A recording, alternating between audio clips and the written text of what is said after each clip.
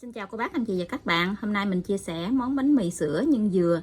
Món bánh mì này rất là thơm luôn. Bánh mềm xốp ngon lắm. Nhân dừa ở bên trong thì béo béo ngọt ngọt. Cô bác anh chị và các bạn nếu thích thì cùng vào bếp để làm món bánh mì sữa nhân dừa này nha. Bánh mềm xốp ngon quá chừng luôn á. Nguyên liệu ở đây thì mình có là 220g bột mì số 11. Chị em mình ở Nhật thì mình chọn mua cái loại bột mì này nè. Một làm bánh mì á, 100ml sữa tươi không đường, 30g đường cát, 30g bơ, 3g men nở. Men thì mình xài loại men này. Một trái trứng gà, một tí xíu siêu muối. Đây là cái phần vỏ bánh. Còn phần nhân bánh thì ở đây mình có đậu phộng rang. Đậu phộng rang vàng lên rồi mình bóc vỏ, mình giã cho nó nhỏ nhỏ gì. 50g dừa nạo. Dừa này thì mình mua cái loại dừa người ta sấy khô lại á, chứ không có loại dừa tươi. Cái này là 50g. 40g sữa đặc, 20g bơ. Thành phần nguyên liệu này thì mình sẽ để dưới đường mô tả để cho cô bác anh chị dễ tham khảo nha. Mình đi trộn bột. Phần sữa tươi này thì mình sẽ cho một cái tô lớn để mình dễ trộn bột á. Mình cho đường vô. Một trái trứng gà mình cho vô luôn. Phần bơ mình để cho nó tan chảy ra rồi mình cho vô luôn.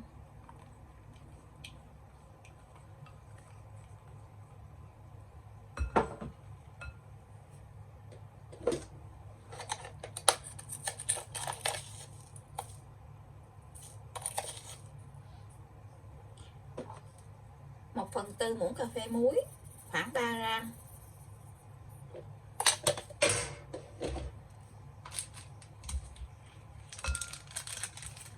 Mình cho men vô luôn.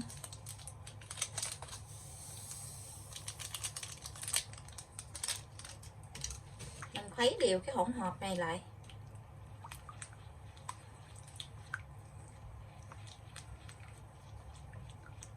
Giờ thì mình sẽ cho bột vô.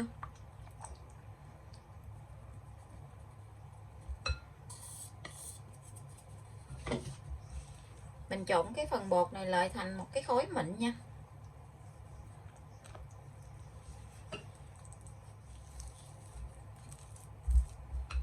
Mình cho bột ra ngoài cái miếng chải gì để mình nhồi bột cho nó dễ. Cái miếng chải silicone này nè, nó không có dính, nó dễ nhồi lắm.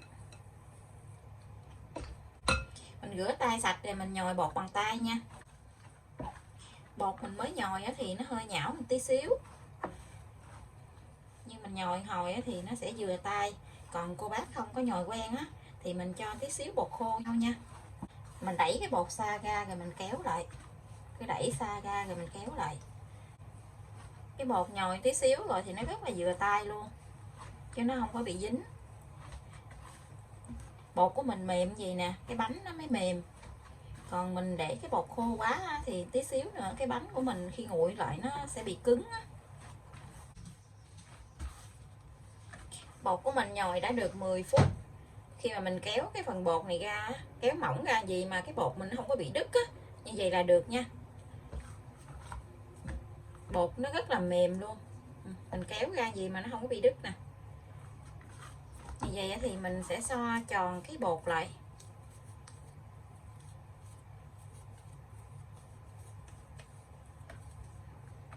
Mình để đây, mình lấy cái tô mình đậy lên. Mình ủ bột 1 tiếng nha, để cho cái bột này nó nở lên gấp đôi á. Thời gian mình ủ bột thì bây giờ mình đi làm cái phần nhân. Nhân này thì mình sẽ cho bơ vô trong cái dừa nè.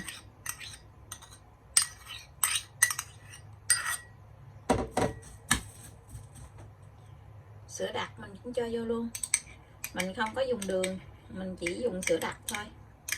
Nếu như cô bác không có làm sữa đặc thì mình làm đường cũng được. Mình trộn đều lại. Nhưng này thì làm rất là đơn giản luôn. Trộn đều rồi mình cho đậu phộng rang vô.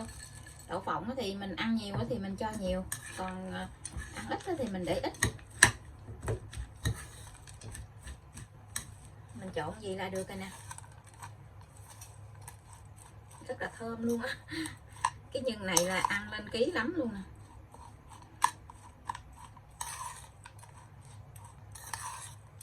Ngon ghê chưa, rất là thơm luôn. Bột mình đã ủ 1 tiếng, bây giờ nó nở lên rất là bự luôn nè. Bột nó nở lên bự quá chừng luôn. Bây giờ thì mình sẽ lấy ra mình tạo hình bánh nha. Mình sẽ áo một tí xíu bột khô trong tay gì để cho cái bột của mình nó không có bị dính á. Tại vì cái bánh này thì mình làm cái bột nó hơi mềm nè.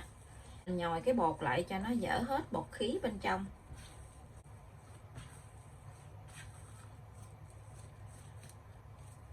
Cái bột nó rất là mềm luôn á, mềm dẻo.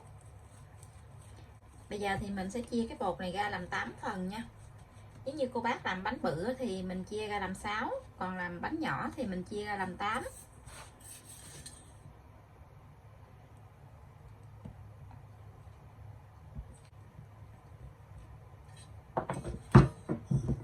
Thì mình lấy bột lên, mình xe tròn lại. Mình túm vô bên trong gì nè.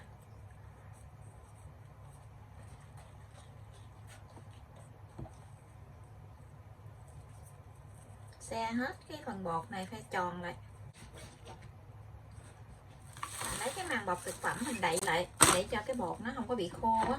Trong cái thời gian mà mình đi cán bột á, nó sợ hơi lâu.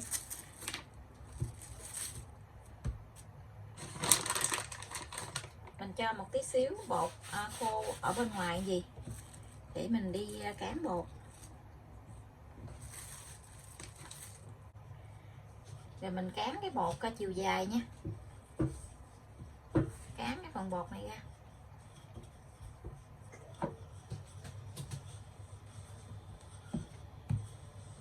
Cán ra cái hình chữ nhật á. Cán mỏng ra. Cái bột càng mỏng tí xíu nữa thì nó còn nở lên nữa. Mỏng khoảng 1 ly á. Mình cán ra mỏng vậy rồi thì mình sẽ cho nhân lên. Mình cho nhân 1/2 bánh nha.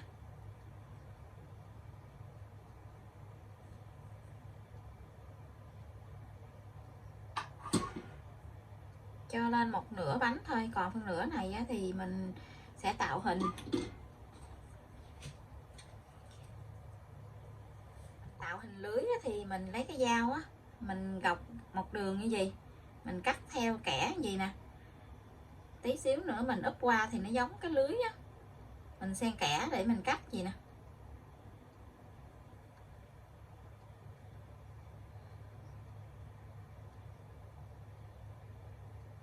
Mình cắt mỗi một gạch làm khoảng 1 phân á.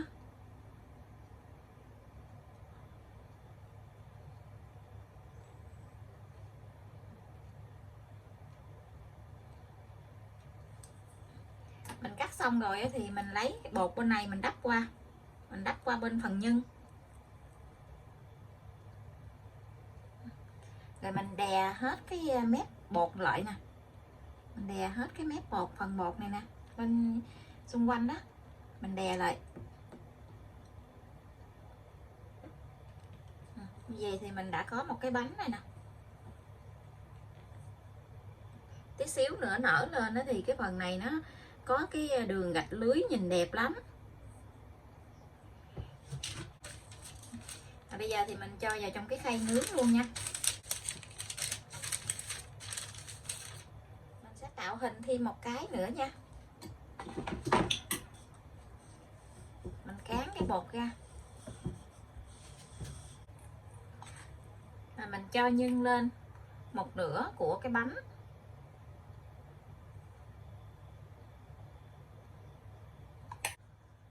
Mình tạo hình lưới của bánh thì mình lấy cái dao mình gạch ra một đường khoảng 1 phân gì.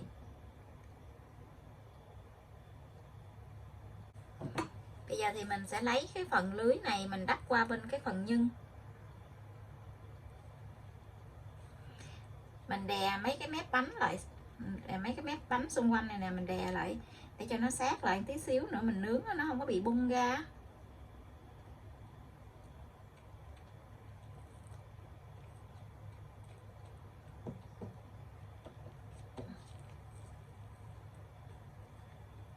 Vậy là mình đã được một cái bánh nữa.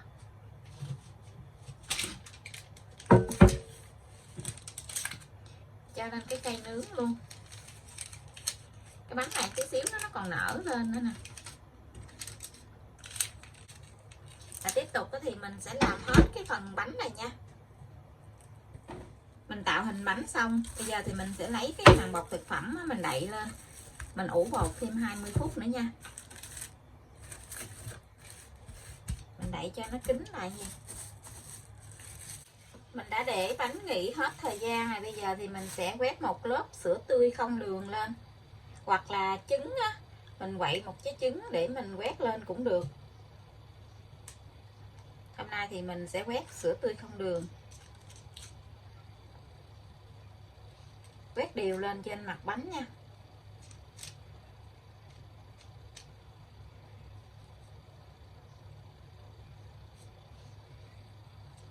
Mình nướng 6 cái trước, còn 2 cái còn lại thì mình sẽ nướng sau.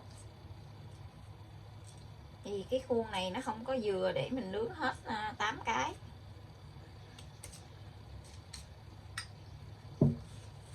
Mình quét sữa xong rồi thì mình sẽ đi nướng luôn. Lò nướng thì mình đã mở trước 10 phút để cho nó nóng. Lò của mình nó có 3 ngăn thì mình để ngăn ở dưới luôn, ngăn thứ 3 đó.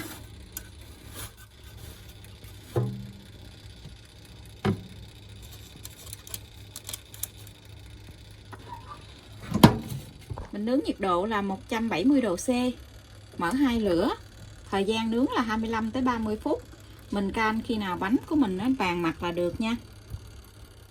Bánh ở bên trong nó nở lên, nở dính với nhau luôn rồi. Tại vì mình để nó sát quá đó.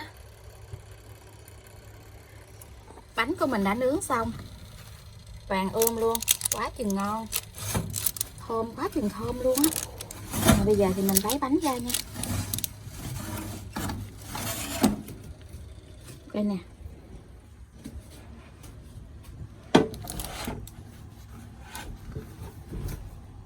Cái bánh nó vàng luôn nè, thơm quá chừng thơm luôn á. Bây giờ thì mình lấy bánh ra dĩa nha. Thơm đứt mũi luôn.